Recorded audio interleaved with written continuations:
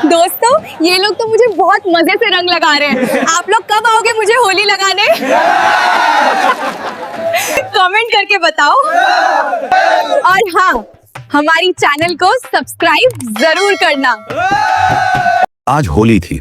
हाथों में एक छोटी सी सूची लिए काव्या राठौर अपने घर से निकल रही थी। सफेद कॉटन का सीधा सूट, बाल पीछे बांधकर एक साधारण सी क्लिप लगाई हुई, पैरों में सामान्य चप्पल, चेहरे पर न मेकअप न कोई अहंकार, बस शांत सा आत्मविश्वास।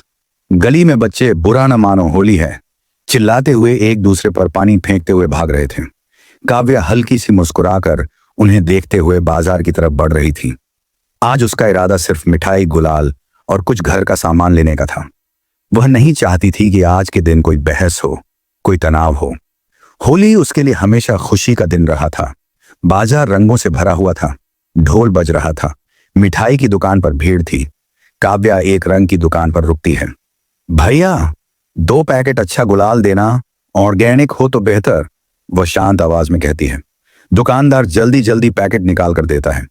काव्या जब पैकेट हाथ में लेती है तो उसे थोड़ा अजीब सा केमिकल की गंध आती है। वह पैकेट खोलकर हल्का सा रंग उंगली पर लगाती है। 2 मिनट के अंदर उसकी त्वचा पर हल्की सी जलन महसूस होती है। काव्या सीधा पूछती है, इसमें केमिकल ज्यादा है क्या? दुकानदार थोड़ा चिढ़कर कहता है, मैडम सब लोग ले रहे हैं, आपको ही समस्या हो रही है क्या? काव्या शांत रहती है। समस्या मुझे नहीं, बच्चों को होगी, त्वचा जल सकती है। दुकानदार का स्वर बदल जाता है, मैडम होली के दिन दुकान चलाने दो, लेना है तो लो, वरना आगे बढ़ो। पास खड़े कुछ लोग हंसने लगते हैं। काव्या एक पल के लिए सोचती है, आज होली है, अगर यहीं बहस करेगी तो बात बढ़ेगी। वह पैकेट वापस रख देती है। ठीक है, वह सिर्फ इतना कहती है। वह आगे बढ़ जाती है। चलते चलते वह सोचती है, हर गलत बात पर आज लड़ना जरूरी नहीं, कभी कभी सही समय का इंतजार भी करना चाहिए। वह दूसरी दुकान की तरफ बढ़ रही होती है, तब उसकी नजर सामने पड़ती है। एक रंग और पिचकारी की बड़ी दुकान पर एक पुलिस वर्दी वाला आदमी खड़ा है। कंधे पर सितारे लगे हुए मजबूत व्यक्तित्व, हाथ में महंगा गुलाल के 5-6 पैकेट। दुकानदार डरे हुए चेहरे के साथ खड़ा है। साहब पैसे दे दीजिए, दुकानदार हाथ जोड़कर कहता है। पुलिस वाला हंसी के साथ बोलता है, अरे हम थानेदार हैं, होली का तोहफा समझो। दुकानदार फिर धीरे से बोलता है, साहब दुकान छोटी है, नुकसान हो जाएगा। पुलिस वाला मेज पर हाथ पटकता है, लाइसेंस चेक करूं क्या? ज्यादा बोलने लगा है। काव्या थोड़ी दूर खड़ी सब देख रही होती है। उसका चेहरा शांत है, पर आंखों में सख्ती आ रही है। पुलिस वाला रंग अपनी जीप के पास रख देता है। दुकानदार फिर हिम्मत करता है, साहब कम से कम आधा पैसा दे दीजिए। पुलिस वाला गुस्से में बोलता है, नाम क्या है तेरा, थाने ले चलूं? आसपास भीड़ खड़ी है, पर कोई कुछ नहीं बोल रहा। सब लोग होली के दिन पंगा नहीं लेना चाहते। काव्या धीरे धीरे आगे बढ़ती है। वह दुकान के सामने रुकती है। इंस्पेक्टर साहब, वह शांत पर मजबूत आवाज में बोलती है। पुलिस हो तो क्या हुआ, दुकान से सामान लोगे तो पैसे देने पड़ेंगे। पुलिस वाला उसे ऊपर से नीचे तक देखता है। तुम्हें पता है मैं कौन हूं? कानून के हिसाब से एक जिम्मेदार अधिकारी, काव्या जवाब देती है। पुलिस वाला हंस पड़ता है। मैं इस शहर का थानेदार हूं, इंस्पेक्टर दिनेश यादव, समझी? काव्या कहती है। तो फिर आपको सबसे पहले नियमों का पालन करना चाहिए। इंस्पेक्टर का घमंड उभर आता है। बहुत बोल रही हो, होली का दिन है इसलिए सुन रहा हूं। काव्या सीधा कहती है, इसीलिए बोल रही हूं, आज के दिन किसी का हक मत छीनिए। इंस्पेक्टर का चेहरा सख्त हो जाता है। वह तुरंत फोन निकालता है। स्टेशन से 2 कांस्टेबल भेजो, यहां एक औरत ड्रामा कर रही है। दुकानदार घबरा जाता है। मैडम रहने दीजिए। काव्या उसकी तरफ देखकर कहती है, चुप रहना ही समस्या है। 10 मिनट में पुलिस जीप आती है। 2 कांस्टेबल उतरते हैं। इंस्पेक्टर उंगली से इशारा करता है, इसे जीप में बैठाओ, थाने चलो। काव्या एक पल के लिए आसमान की तरफ देखती है। रंग हवा में उड़ रहा होता है, फिर बिना विरोध किए जीप में बैठ जाती है। जीप बाजार से निकलकर पुलिस स्टेशन की तरफ बढ़ने लगती है। इंस्पेक्टर के चेहरे पर जीत वाली मुस्कान होती है। काव्या बिल्कुल शांत बैठी रहती है और यहीं से कहानी का असली मोड़ शुरू होता है। पुलिस जीप धीरे से स्टेशन के मुख्य द्वार के अंदर घुसती है। द्वार के पास 2 सिपाही खड़े होते हैं जो इंस्पेक्टर दिनेश को सलाम करते हैं। दिनेश जीप से उतरता है और हल्की सी तिरछी मुस्कान के साथ काव्या की तरफ देखता है। उतारो मैडम को, वह ठंडे लेकिन घमंडी स्वर में बोलता है। काव्या बिना जल्दबाजी किए जीप से नीचे उतरती है। उसका चेहरा बिल्कुल शांत है, न घबराहट न गुस्सा, जैसे उसे पता हो कि हर चीज का एक समय होता है। स्टेशन के अंदर एक पुरानी सी लकड़ी की बेंच है। दीवार पर एक फीका सा सत्यमेव जयते लिखा हुआ बोर्ड लटका हुआ है। नीचे मेज पर फाइलों का ढेर लगा हुआ है। कांस्टेबल एक दूसरे को धीरे से देखते हैं, जैसे उन्हें समझ आ रहा हो कि कुछ गलत हो रहा है, पर कोई बोल नहीं रहा। इंस्पेक्टर दिनेश अपनी कुर्सी पर बैठता है, पैर मेज के नीचे फैलाता है और फाइल खोलने का नाटक करता है। नाम? वह बिना ऊपर देखे पूछता है। काव्या राठौर, सीधा जवाब आता है। पता? काव्या अपना घर का पता बताती है। पेशा? इंस्पेक्टर हल्का सा हंसकर पूछता है। फिलहाल घर पर हूं। काव्या शांत रहती है। इंस्पेक्टर व्यंग्यपूर्ण स्वर में बोलता है, घर पर हो या कहीं और, ज्यादा बोलने की आदत ठीक नहीं होती। पुलिस को सार्वजनिक जगह पर चुनौती दोगी तो यही होगा। काव्या धीरे से कहती है, चुनौती नहीं दी, सिर्फ याद दिलाया कि कानून सब पर बराबर है। इंस्पेक्टर का चेहरा सख्त हो जाता है। तुम मुझे कानून सिखाओगी? वह मेज पर हाथ पटकता है। कांस्टेबल, इसे लॉकअप में डाल दो, थोड़ा ठंडा होगा दिमाग।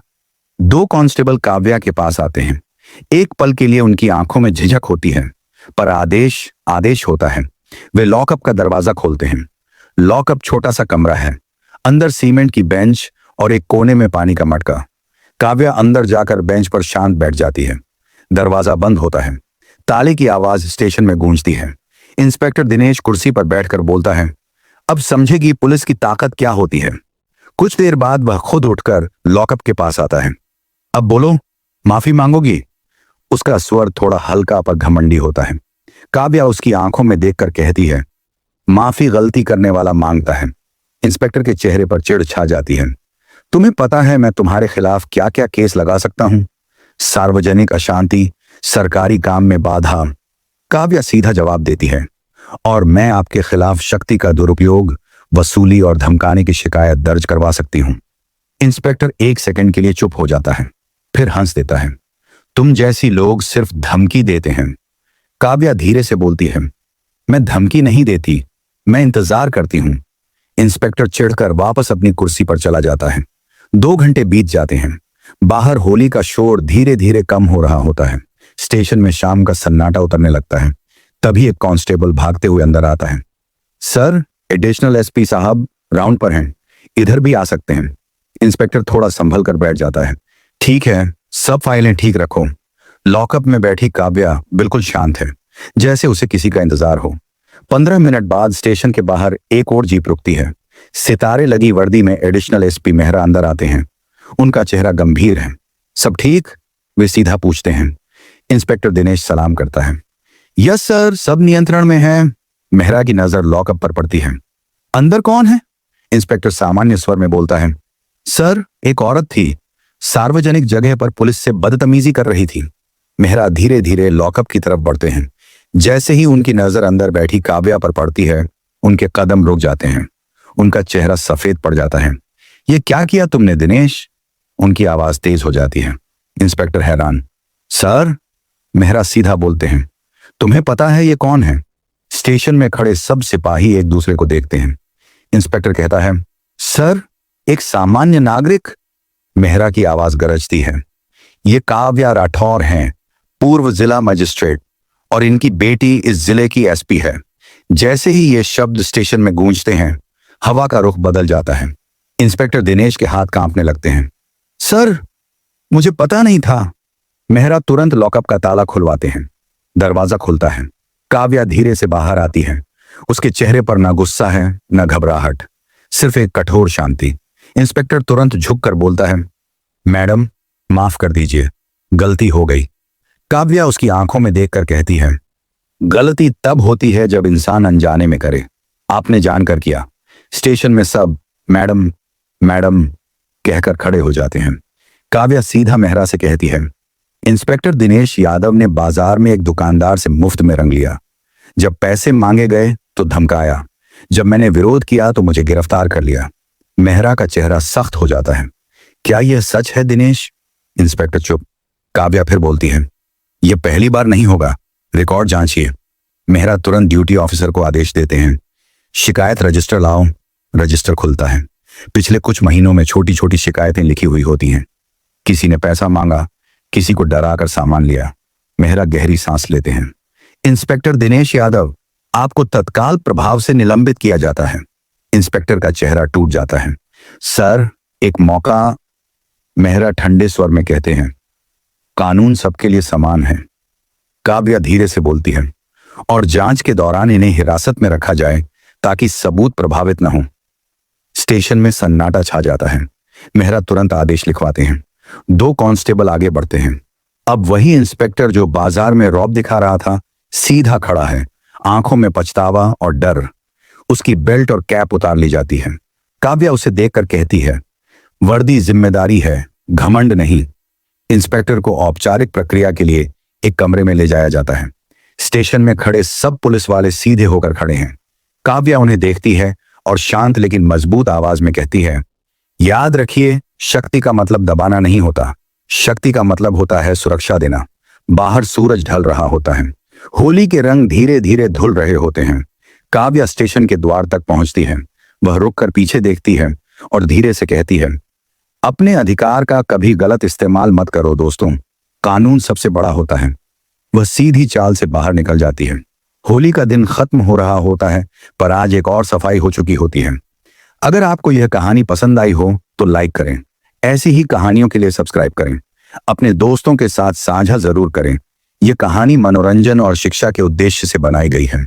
इसका उद्देश्य समाज में ईमानदारी, न्याय और जिम्मेदारी का संदेश देना है। इस कहानी का किसी भी व्यक्ति, पद या वास्तविक घटना से कोई संबंध नहीं है। अगर किसी से मिलता जुलता लगे तो इसे केवल संयोग माना जाए। अगर आपको ये होली का मजेदार पल पसंद आया हो तो नीचे कमेंट करके जरूर बताएं। और हाँ, हमारी चैनल को सब्सक्राइब जरूर करना।